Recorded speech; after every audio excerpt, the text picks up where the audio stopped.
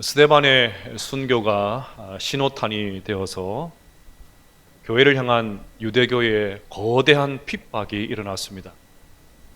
결국 사도를 제외한 성도들은 예루살렘을 떠나서 각처로 흩어지게 되었습니다. 여기서 한 가지 생각할 것이 있습니다. 스데반이 순교를 당하게 된 결정적인 이유가 무엇입니까? 결국 스데반의 설교 때문이었습니다. 스데반이 대놓고 유대인들을 찌르는 그런 설교를 하지만 않았다면 이런 끔찍한 일은 당하지도 않았을지도 모릅니다. 그래서 어떤 분들은 스데반의 설교는 실패한 설교라고 생각을 합니다. 똑같은 설교인데 베드로가 했을 때는 한 번에 5,000명, 3,000명 회개하는 역사가 일어났는데 스데반이 했을 때는 돌에 맞아 죽고 성도들이 뿔뿔이 흩어지는 전혀 다른 결과가 일어났으니까 그렇게 생각하는 것도 무리가 아닌 것 같습니다. 하지만 저는 그런 생각에 동의할 수가 없습니다. 저는 설교자로서 이사야 50장, 55장 10절과 11절 말씀을 굉장히 중요하게 생각합니다. 같이 한번 읽어볼까요? 시작. 이는 비와 눈이 하늘로부터 내려서 그리로 되돌아가지 아니하고 땅을 적셔서 소출이 나게 하며 싹이 나게 하여 파종하는 자에게는 종자를 주며 먹는 자에게는 양식을 줌과 같이 내 입에서 나가는 말도 이와 같이 헛되이 내게로 되돌아오지 아니하고 나의 기뻐하는 뜻을 이루며 내가 보낸 일에 형통함이니라. 아멘.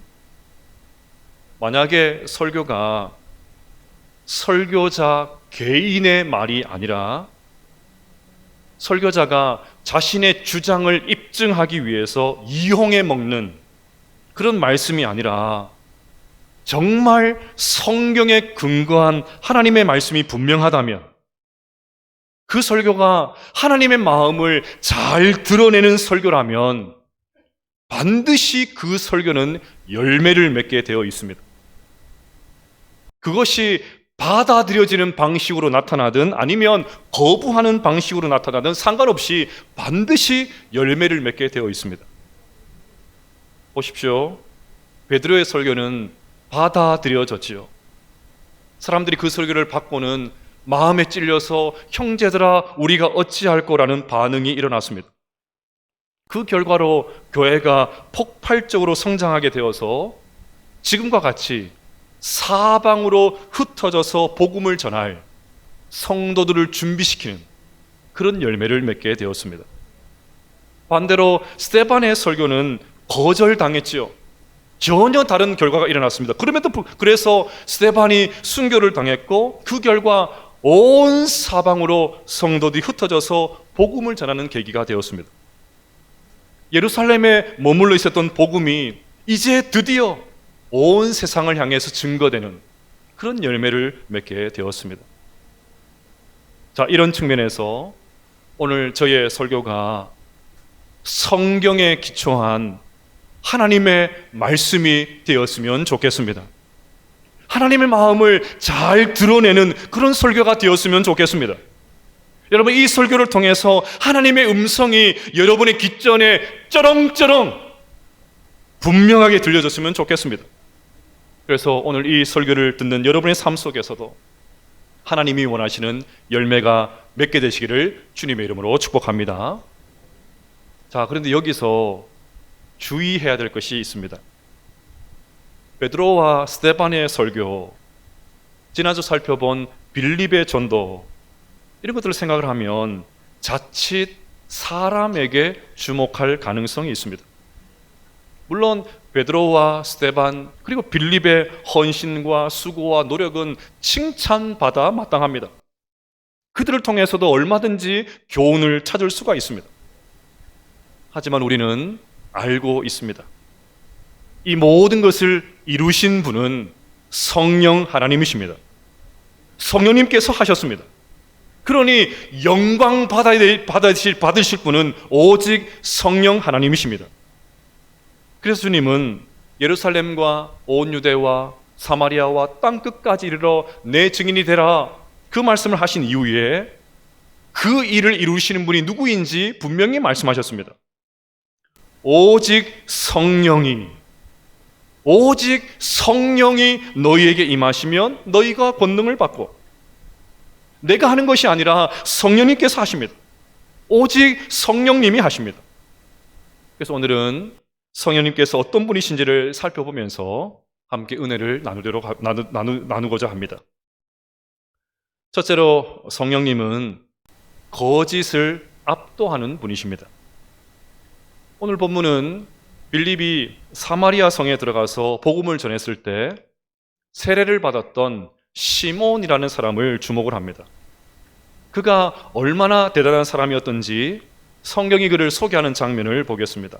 9절부터 보시면, 그 성에 시몬이라는 사람이 전부터 있어 마술을 행하여 사마리아 백성을 놀라게 하며 자칭 큰 자라 하니 낮은 사람부터 높은 사람까지 다 따르며 이르되, 이 사람은 크다 일컫는 하나님의 능력이라 하더라. 오랫동안 그 마술에 놀랐으므로 그들이 따르더니. 시몬은 마술가였습니다. 물론 오늘과 같이 무대 위에서 공연을 하는 그런 마술사를 생각하면 안 됩니다.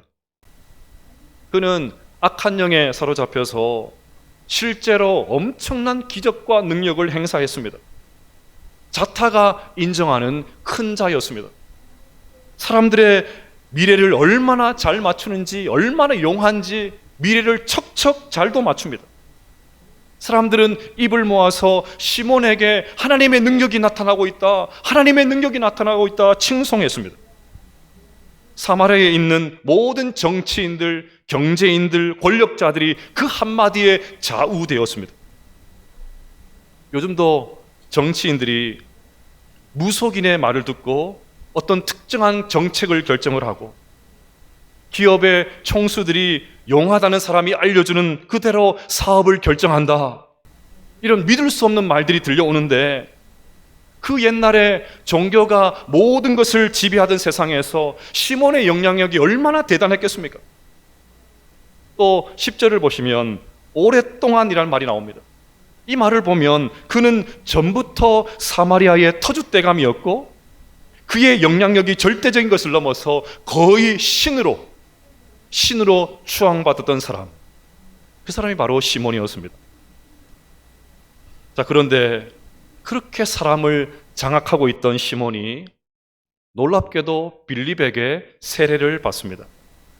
11절부터 보시면, 오랫동안 그 마술에 놀랐으므로 그들이 따르더니 빌립이 하나님 나라와 및 예수 그리스도 이름에 관하여 전도함을 그들이 믿고 남녀가 다 세례를 받으니, 시몬도 믿고 세례를 받은 후에 전심으로 빌립을 따라다니며 그 나타나는 표적과 큰 능력을 보고 놀라니라. 온갖 기적으로 온 사마리아 사람들을 놀라게 했던 시몬이, 그래서 거의 신적인 그런 사람으로 추앙받았던 그 시몬이 이제는 빌립을 통해서 나타나는 성령님의 능력을 보고 화들짝 놀라고 있습니다. 지금까지 자신이 행했던 기적과는 차원이 다른 성령님의 능력을 보고는 너무나도 놀라고 있습니다. 이 성령님의 공격 앞에서 거짓된 말, 거짓 능력, 거짓 마술로 사람들의 혼을 빼왔던 시몬의 실체가 드러나고 말았습니다. 그의 무능력이 까발려지고 말았습니다. 진짜가 나타나니까 가짜가 힘을 잃어버렸습니다. 그래서 사마리아에서 대단한 위세를 떨쳤던, 떵떵거리며 다녔던 그 시몬이 성령님의 능력 앞에 항복하고 말았습니다.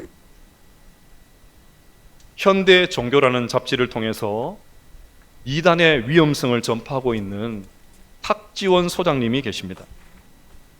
우리 교회에서도 강의한 적이 있는 탁지일 교수님의 동생입니다. 이분의 말에 의하면 자신이 조사를 해보니까 한국에 자신이 하나님이다 주장하는 한국인 하나님, 나는 하나님이다, 한국 사람 하나님, 이 말이 좀 안 맞는데 한국인 하나님 몇 명인지 아십니까? 19명이었습니다. 여러분, 한국인 하나님 이 자체가 말도 안 되고 하나님이 왜 구태여 한국에 살겠습니까? 또 한국에 사는 한국인 메시아, 나는 예수다, 그렇게 주장하는 사람이 몇 명인지 아십니까? 무려 50명이었습니다. 저는 이 이야기를 들을 때마다 자칭 예수를 하고 주장하는 사람들이 모여서 결투를 통해서 최고의 메시아 1인, 그걸 좀 선발했으면 좋겠다는 생각을 합니다. 너도 나도 메시아고 메시아가 50명이나 되니까 진짜 메시아의 입장에서는 너무 기분 나쁘지 않겠습니까? 그래서 누가 진짜인지 대결을 좀 해보면 좋을 텐데 아무도 나서지를 않습니다. 왜요? 그 누구보다 자기 자신이 가짜라는 것을 너무나도 잘 알고 있기 때문입니다. 그런데도 얼마나 많은 사람들이 악한 영의 미혹을 받아서 뭔가 기적이 일어나고 뭔가 표적이 일어나니까 뭐가 대단한 것처럼 그 이단에 빠져 있는지 모릅니다. 저는 가끔 최강 야구라는 TV 프로그램을 봅니다. 늦은 시간에 하기 때문에 정규 시간에는 보지를 못하고 하이라이트로 가끔 챙겨봅니다. 레전드라고 불리는 은퇴한 야구 선수들이 끝까지 야구에 대한 열정을 불태우는 그 모습을 보면 참 재미가 있습니다. 올해 그 최강 야구팀이 4연승을 했습니다. 팀이 연승을 이어가자 감독인 김성근 씨의 행동이 제 눈에 들어왔습니다. 시합이 있는 날이면 같은 시간, 같은 장소, 같은 자리에 앉습니다. 말도 하지 않아요. 부정 탄다고 말도 하지 않습니다. 선수들이 와서 강로님 어쩌고 하면 이러고 끝입니다. 말도 하지 않습니다. 징크스가 생긴 것입니다. 이렇게 했더니 그날 경기에 이겼다는 것입니다. 심지어 속옷 색깔도 맞추는 선수도 있다고 합니다. 빨간색 팬티를 입고 나가서 이겼더니 성적이 좋았다는 것입니다. 그럼 그냥 웃어넘길 수도 있지만 이것이 한국 사회의 자화상입니다. 지금 한국 사회는 무속이 장악하고 있습니다. 놀랍지요? 사회는 최첨단을 달리고 있는데 온 세계가 한국의 그 빠른 속도를 따라갈 수 없다고 최첨단을 달리고 있는데 온 사회가 무속에 장악되고 있습니다.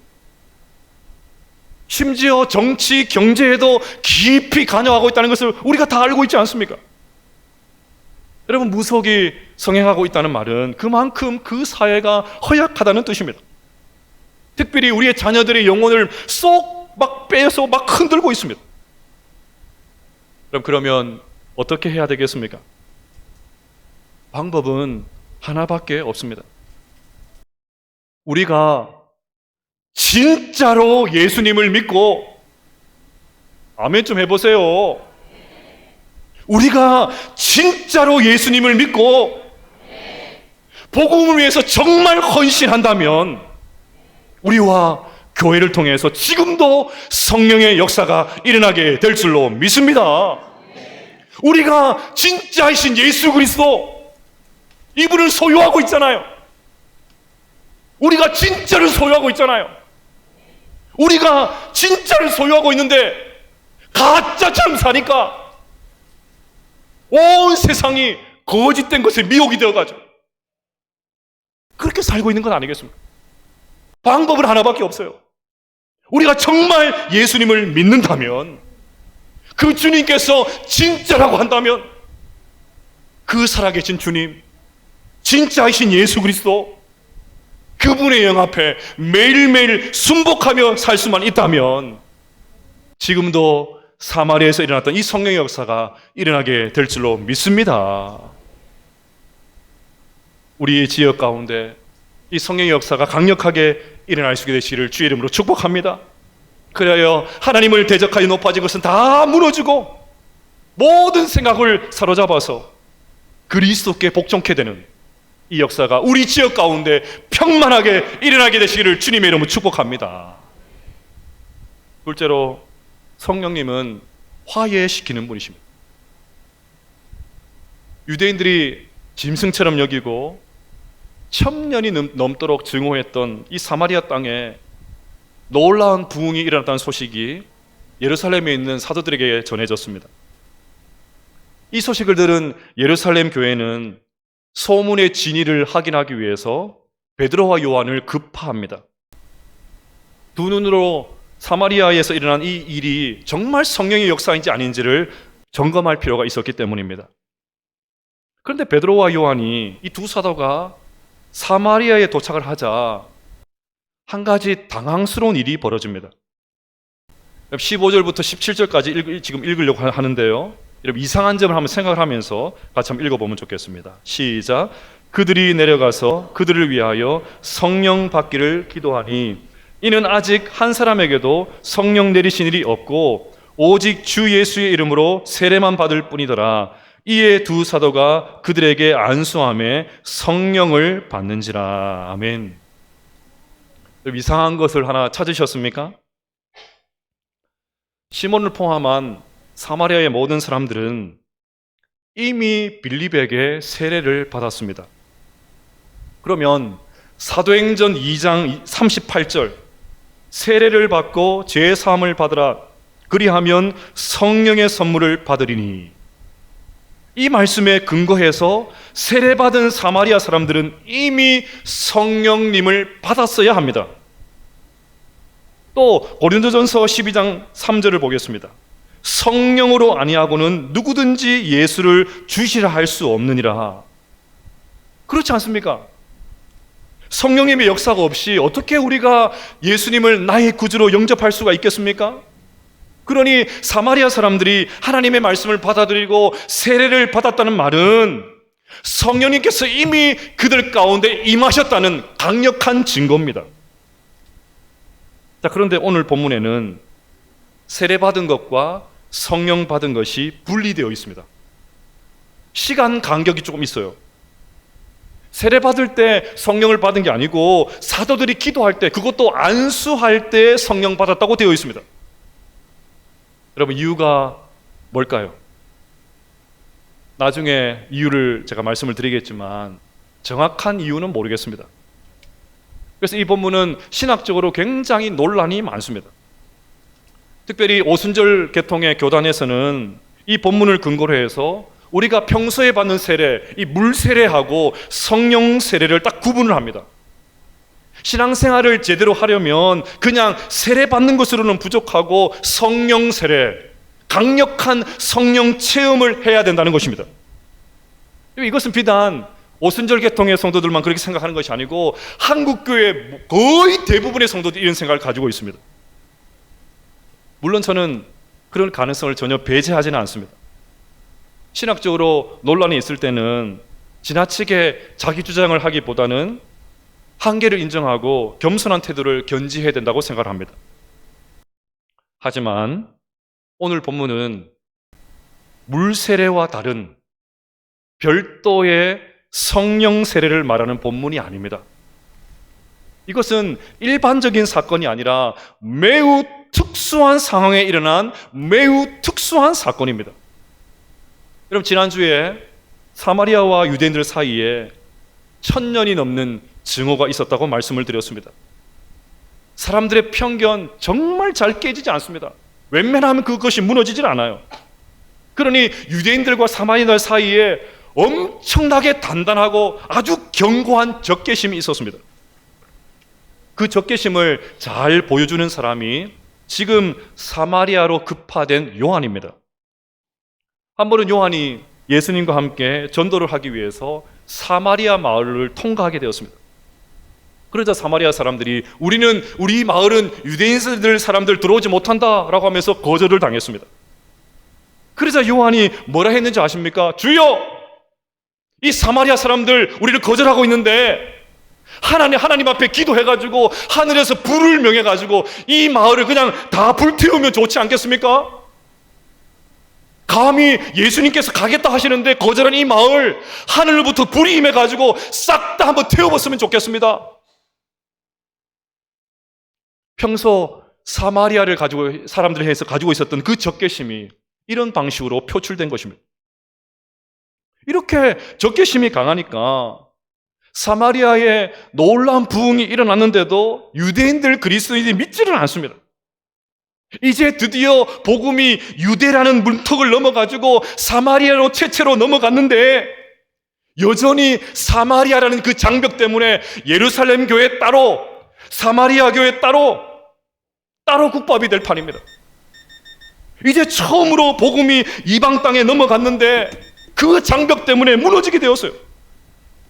복음에는 어떤 장벽도 없고 있는 장벽도 무너져가지고 빈부귀천, 유무식을 초월해서 하나가 되는 것이 복음인데 처음으로 이방 땅에 넘어간 이 복음이 편견 때문에, 그 민족적인 편견 때문에, 그 장벽 때문에 무너지면 어떻게 되겠습니까?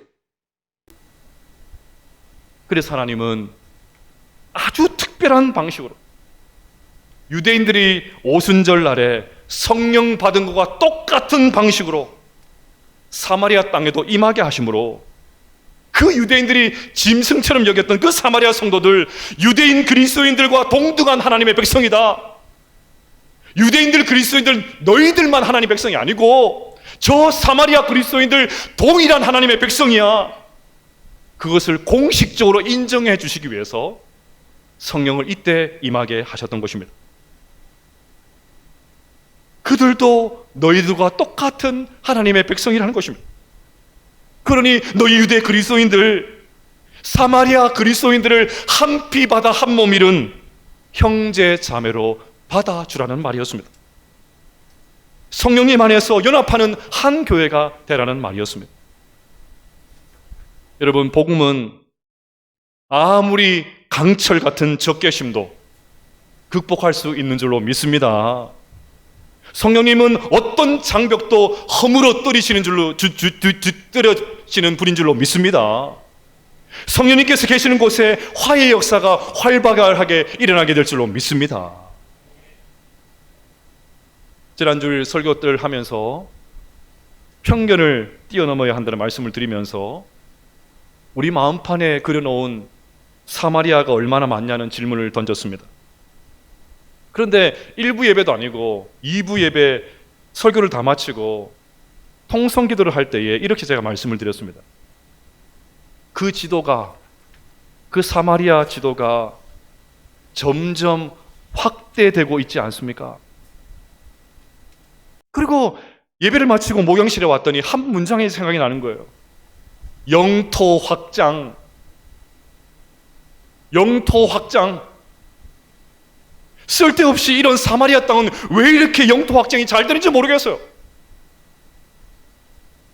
이 말씀이 생각이 나는데, 설교를 준비할 때 이 말씀이 생각이 났으면 설교가 더 풍성했을 것 같은데 왜 지금 생각나게 하시나? 잊어버릴까 봐 서둘러 막 적었어요. 그래서 지금 또 써먹습니다. 지난주에는 교회 밖에 사마리아를 말씀드렸지만 어디 우리의 사마리아가 교회 밖뿐이겠습니까? 교회 안에도 얼마든지 있지요. 언양교회로 한 몸으로 부르심을 받은 교회 안에도 여전히 금단의 땅, 용서하지 못하는 땅, 아니 용서하고 싶지 않은 땅, 화해할 수 없는 사람, 그런 사마리아가 있지 않습니까? 여러분, 우리가 사마리아라고 생각하는 그 사람도 우리와 똑같이 성령 받은 하나님의 자녀입니다. 내 안에 계신 그 성령님은 그들에게도 계십니다. 그 성령님께서 오늘 우리에게 화해하라고 하십니다. 그 성령님께서 오늘 우리에게 화해하라고 하십니다. 그 성령님께서 오늘 우리에게 화해하라고 하십니다. 형제 자매로 받아주라고 하십니다. 성령님이 주신 이 화해의 역사가 우리의 모든 불편한 관계 가운데 역사하셔서 회복의 역사가 일어나게 되시기를 주님의 이름으로 축복합니다. 셋째로, 성령님은 순종해야 될 분이십니다. 사도들의 기도로 성령님께서 임하시는 것, 사마리아 전도의 절정이라고 할 수가 있습니다. 이대로 사마리아 전도가 끝이 나면 얼마나 좋겠습니까? 그런데 사도행전에서 늘 반복되는 한 가지 패턴이 있었죠. 복음이 왕성할 때 사탄의 활동도 왕성했습니다. 잘 나갈 때 사탄도 가만히 있질 않았습니다. 18절부터 보시면, 시몬이 사도들의 안수로 성령 받는 것을 보고 돈을 들여 이르되 이 권능을 내게도 주어 누구든지 내가 안수하는 사람은 성령을 받게 하여 주소서 하니. 사도들의 안수로 성령님께서 임하신 것을 보고 시몬이 넋이 나갔습니다. 아마 그는 사도들을 경이로운 눈빛으로 쳐다봤겠죠. 어떻게 저런 능력이 나올 수 있나? 깜짝 놀랐습니다. 그는 수완이 좋은 종교 사업가였습니다. 뭐가 돈이 되는지, 어떻게 하면 사람들의 마음을 현혹시킬 수 있는지 돈머리가 비상한 사람이었습니다. 기존에 가지고 있었던 자신의 능력에다가 성령님의 능력을 수여를 하면 그야말로 대박을 치지 않겠습니까? 그러면 더 강력한 모습으로 귀환해가지고 더 많은 사람들의 혼을 쏙 빼놓고 엄청난 돈을 긁어 모을 수 있을 것이다, 그런 생각을 했습니다. 그래서 사도들에게 돈을 주가지고 내가 돈은 얼마든지 줄 테니까 내가 손을 얹어서 기도할 때마다 성령이 임하는 그 능력 내게도 좀 주십시오. 돈은 얼마든지 드릴 테니까. 이 말을 들은 베드로가 시몬을 향해서 아주 엄하게 책망을 합니다. 20절 말씀을 같이 한번 읽어보겠습니다. 시작. 베드로가 이르되 내가 하나님의 선물을 돈 주고 살 줄로 생각하였으니 내 은과 내가 함께 망할지어다. 필립스 역은 이 부분을 이렇게 번역했습니다. 당신과 당신의 돈 모두 지옥행이요. 여러분, 이 말이 어떻게 들리십니까? 베드로가 지금 너무 심하게 말하는 것 아닙니까? 시몬은 요즘식으로 말하면 초신자입니다. 초신자. 교회 출석하지 얼마 되지도 않았고 체계적으로 말씀을 배운 적도 없습니다. 그런 사람에게 지옥 간다, 지옥! 지옥이나 가라! 이러면 얼마나 마음이 힘들겠습니까? 교회에 남아있는 사람이 누가 있겠습니까?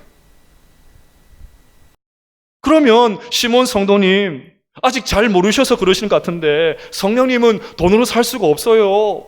우리는 성령님을 부릴 수가 없습니다. 오히려 우리는 성령님의 인도하심 앞에 순복해야 됩니다. 부드럽게 가르쳐줘야 되지 않겠습니까? 그런데도 시몬은 시몬의 영혼을 향해서 내리치는 베드로의 채찍은 혹독했습니다. 마치 얼음을 깨는 도끼와 같았습니다. 베드로가 왜 이렇게 합니까? 베드로는 시몬을 통해서 아나니아와 삽비라를 보았기 때문입니다. 예루살렘 교회가 한참 잘 나가고 있을 때, 폭발적으로 부흥하고 있을 때 아나니아와 삽비라 때문에 무너질 수 있었던 그 상황을 시몬을 통해서 보았던 것입니다. 그래서 이 사마리아 땅에 처음으로 교회가 시작되고 있는데, 돈이라고 하면 사족을 못 쓰는, 언제 어디서나 어느 시대나 매력적인 이 돈 때문에 이제 갓 시작된 사마리아 교회가 그 옛날 그들의 조상들처럼 혼합되면 어떻게 하나? 혼합되면 시몬은 큰 사람이었다고 했잖아요. 강력한 영향력을 행사한 사람이었다고 했잖아요. 그런 사람이 사마리아 교회에 들어가지고 완전히 혼합된 그런 모습으로 교회를 어지럽히면 어떻게 되겠습니까? 그래서 베드로가 아주 엄중하게 시몬을 책망하며 그게 분명한 하나님의 말씀을 전했던 것입니다. 앞서 이단에 대한 이야기를 잠시 드렸지만, 이단의 교주들도 처음에는 대부분 아주 순수한 열정으로 사역을 시작을 했습니다.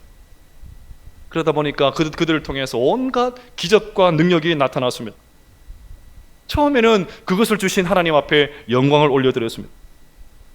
하지만 이내 그런 능력들이 나타나니까 자기가 뭔가 대단한 사람이 된 것처럼 하나님의 능력에 자신들의 숟가락을 올리기를 시작했습니다.